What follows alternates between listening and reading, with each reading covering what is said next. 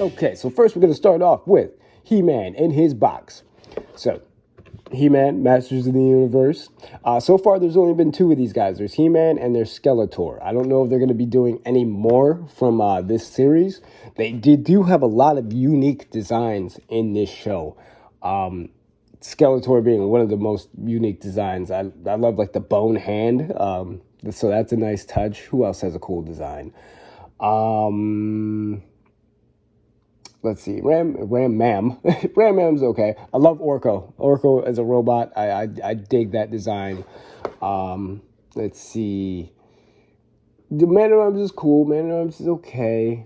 Who had a really cool design that I'm trying to think of in that show? Man. Oh, duh. The bad guys. Beastman has a really cool design. Trapjaw has a really cool design. If they want to do more figures like that, like with the modern articulation in this line, I'm all for it. They had some really cool designs. Beastman like climbs out of his like statue. It's the craziest thing when they transform. I kind of dig that too.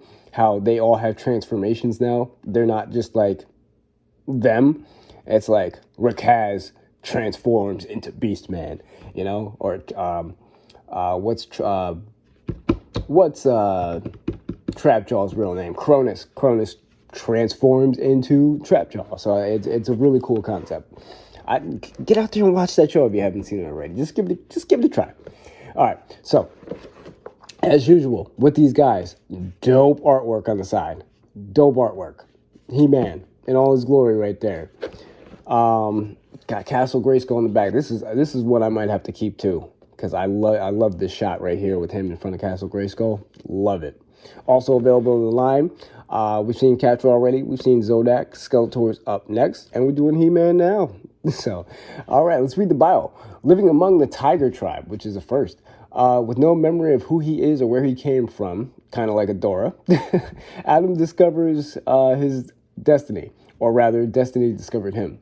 The Sword of Power found its champion, changing Adam into He-Man. Using the power of Grayskull, he transformed his friends and allies. Combining their might, they declare, "We have the power." So that's a pretty cool concept. I like that. Let's dive in. All right, here we got He-Man outside the package. So we'll take a tape measure to him real quick.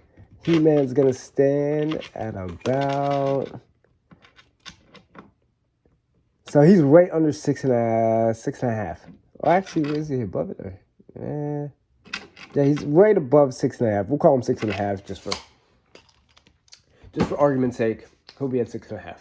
So now with this guy, he looks like he popped right out of the Netflix cartoon, which is awesome. I dig that.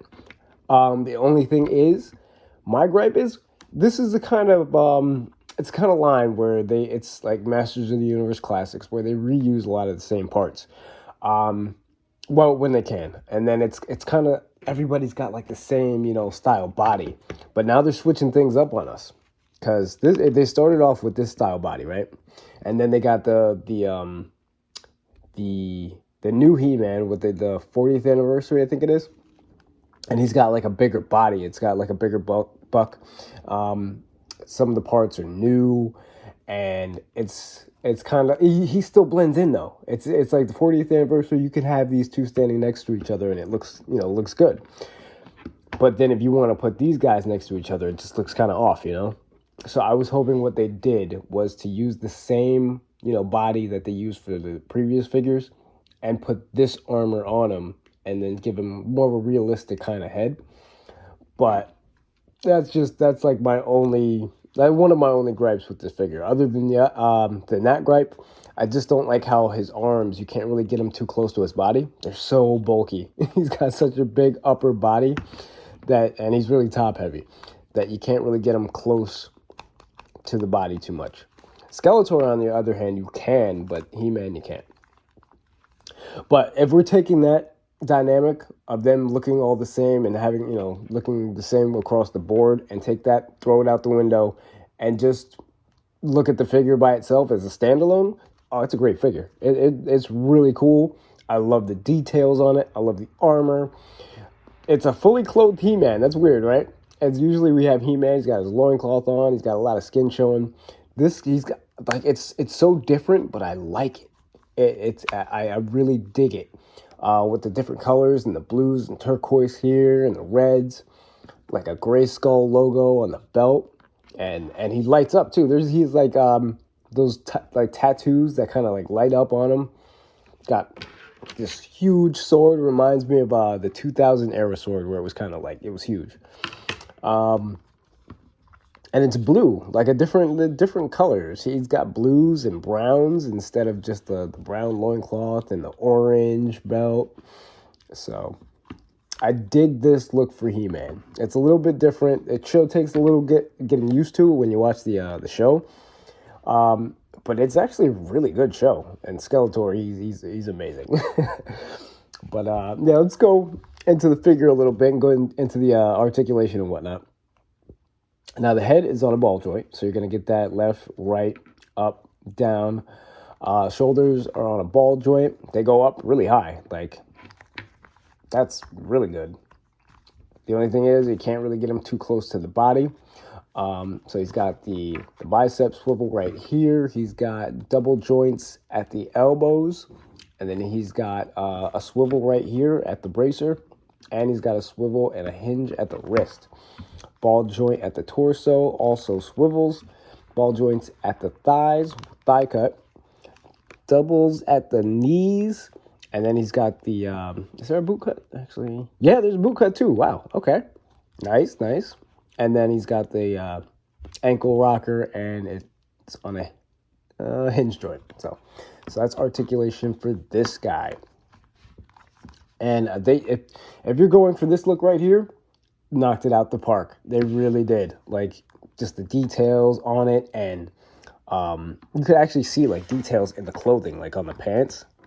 I don't know if you guys can see that on camera, but there's some detailing in the pants. It's really nice. It is a really nice figure. That head is spot on, man. Head is spot on. Nice neutral face. It would have been cool though if they did have maybe like really light painting of the tattoos on him. Not tattoos, but he like is supposed to light up when he has his sword. I would dig that if they did another version of this where you could actually see like the light, you know, whatever those things are called on him. That would have been cool. Let's get into his accessories. I showed you guys the sword already. He's got this huge, chunky sword. Grayskull logo on there. It's big. It's only He-Man could wield a sword this gigantic. It's ridiculous. Long, super long handle. Let's see how big this is. So this sword is basically almost as big as he is. And so he comes with two gripping hands here so that he can hold on to this huge sword. Let's see how well he grips it here. Oh boy. Hands are really tight, so it's going to take me a minute to get this sword in here. Good grief. Oh, and he's got these little, it looks weird, but he's got these little knobs or something on his hand here. You see that there? And that'll help hold the sword in a little bit better. Looks weird, but I get what they were going for. Oh, man. I feel like I'm going to break the sword just trying to get it in there. Okay, got it. All right. Let's see if he can hold this sword with two hands here. No.